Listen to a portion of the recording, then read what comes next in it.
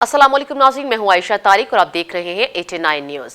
नाज़रीन, हमारे मुआशरे में बदकिस्मती से ख़वातीन के बारे में गुफ्तगू ज़ाती नोयत अख्तियार कर लेती है और जो मजमूई और समाजी रवैयों की अक्कासी करती है। एक ऐसा ही वाक़या पेश आया है पाकिस्तान की मशहूर और माजी की मशहूर अदाकारा के साथ, जिन्हें या तो उनकी अंग्रेज़ी की वजह से या तो फिर स्कैंडल्स की वजह से जो है वो हमेशा से तनकीद का निशाना बनाया जाता रहा है। जी बिल्कुल, हम बात कर रहे हैं पाकिस्तान फिल्म इंडस्ट्री की मशहूर अदाकारा मीरा जी के बारे में।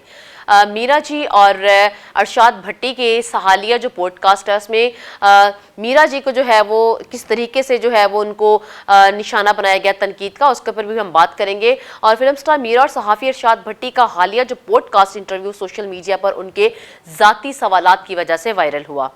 अदाकारा मीरा अपनी फिल्म साइको की प्रमोशन के लिए पॉडकास्ट में लेकर तशरीफ लाई थी।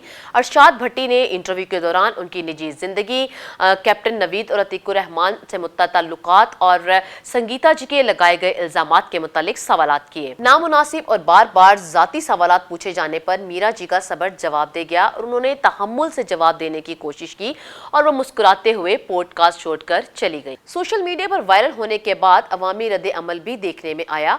सोशल मीडिया सारिफीन ने अदाकारा मीरा के हक में आवाज उठाई और अरशाद भट्टी के सवालात को नामुनासिब करार दिया।